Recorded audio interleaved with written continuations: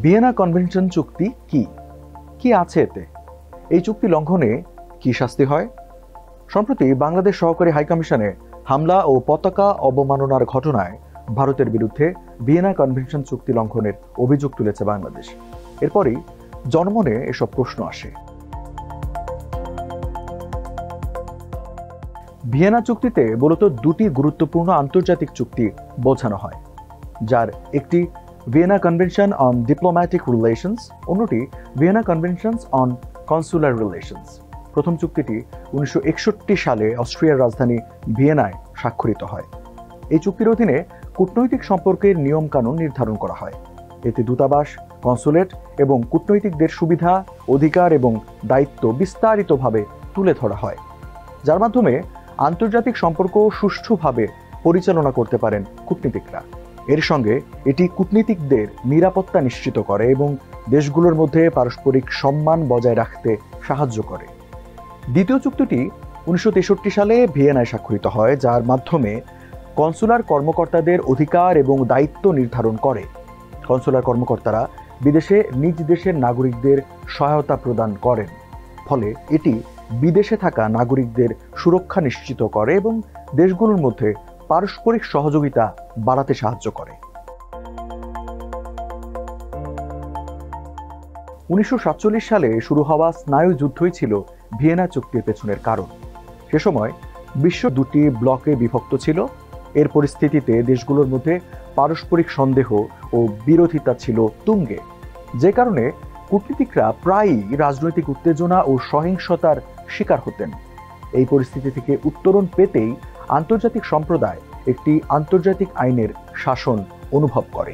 এদিকে অস্ট্রিয়ার রাজধানী ভিয়েনা 1955 সালে নিজেদের নিরপেক্ষ ঘোষণা করে। এরপর থেকে আন্তর্জাতিক সম্মেলন এবং চুক্তি স্বাক্ষরের জন্য জনপ্রিয় হয়ে ওঠে ভিয়েনা। এরই ধারাবাহিকতায় এই দুটি গুরুত্বপূর্ণ চুক্তিও ভিয়েনায় স্বাক্ষরিত হয়। বাংলাদেশ স্বাধীন হওয়ার পর 1978 সালে এই চুক্তিতে সই করে বাংলাদেশ। এরপর থেকে চুক্তি মেনে চলছে ঢাকা। জাতিসংঘের উদ্যোগে বিভিন্ন দেশের অংশগ্রহণে সই করা হয় Vienna convention on diplomatic relation. এতে মোট 53টি আর্টিকেল বা ধারা রয়েছে।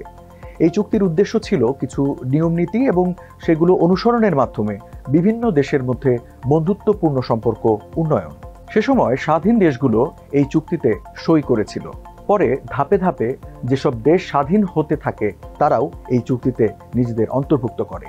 এই চুক্তির 12 নং ধারায় বলা হয়েছে, কূটনৈতিক মিশনের নিরাপত্তা বিধান করতে হবে গ্রাহক দেশকে, আর মিশনের অফিস এলাকায় বিদেশি কূটনৈতিক মিশন প্রধানের অনুমতি ছাড়া গ্রাহক দেশের সরকারও প্রবেশ করতে পারবে না। এই চুক্তির 22 নম্বর ধারাটিও অত্যন্ত গুরুত্বপূর্ণ, যেখানে কূটনীতিকদের আইনি সুরক্ষা নিশ্চিত করার কথা বলা হয়েছে। ভিয়েনা চুক্তি একটি আন্তর্জাতিক আইনের অংশ। সে কারণে চুক্তি স্বাক্ষরকারী প্রতিটি দেশকেই এই চুক্তি নির্দেশাবলী মেনে চলতে হয়।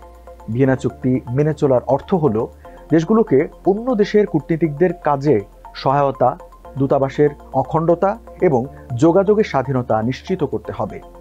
আর এটি যেহেতু আন্তর্জাতিক আইন, ফলে এই চুক্তি মেনে চলার অর্থ হল আন্তর্জাতিক আইন মেনে চলা। তবে যখন কোনো দেশ কূটনীতিকদের নিরাপত্তা নিশ্চিত করতে ব্যর্থ হবে, দূতাবাসের অখণ্ডতা রক্ষা করতে পারবে না, কূটনীতিকদের তাদের কাজে সাহায্য করবে না, তখনই ভিয়েনা চুক্তি লঙ্ঘন হয়েছে বলে বিবেচিত হবে।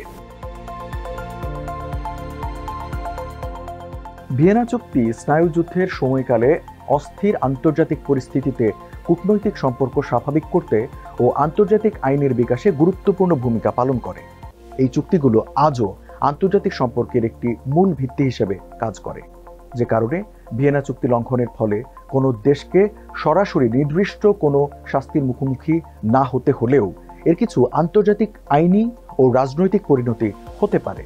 যেমন, চুক্তি লঙ্ঘন দুই দেশের মধ্যে দ্বিপাক্ষিক সম্পর্ককে ক্ষতিগ্রস্ত করতে পারে এবং আন্তর্জাতিক সম্প্রদায়ের মধ্যে দেশটির ভাবমূর্তি নষ্ট করতে পারে। অন্যান্য দেশ বা আন্তর্জাতিক সংস্থা লঙ্ঘনকারী দেশের বিরুদ্ধে কূটনৈতিক প্রতিবাদ জানাতে পারে। গুরুতর লঙ্ঘনের ক্ষেত্রে অন্যান্য দেশ অর্থনৈতিক নিষেধাজ্ঞা আরোপ করতে পারে। ক্ষতিগ্রস্ত দেশ আন্তর্জাতিক আদালতে মামলা করতে পারে এবং ক্ষতিপূরণের দাবি করতে পারে। গুরুতর লঙ্ঘনের ক্ষেত্রে জাতিসংঘের নিরাপত্তা পরিষদও বিভিন্ন নিষেধাজ্ঞা শান্তিরক্ষী বাহিনী পাঠানোর মতো ব্যবস্থা গ্রহণ করতে পারে। যদি কোনো দেশ ভিয়েনা চুক্তি লঙ্ঘন করে, তবে সে দেশের বিরুদ্ধে ব্যবস্থা গ্রহণ কতটা কঠোর হবে তা নির্ভর করবে লঙ্ঘনের ধরন, লঙ্ঘনকারী দেশের আন্তর্জাতিক সম্পর্ক এবং আন্তর্জাতিক সম্প্রদায়ের প্রতিক্রিয়া সহ আরও কিছু বিষয়ের ওপর।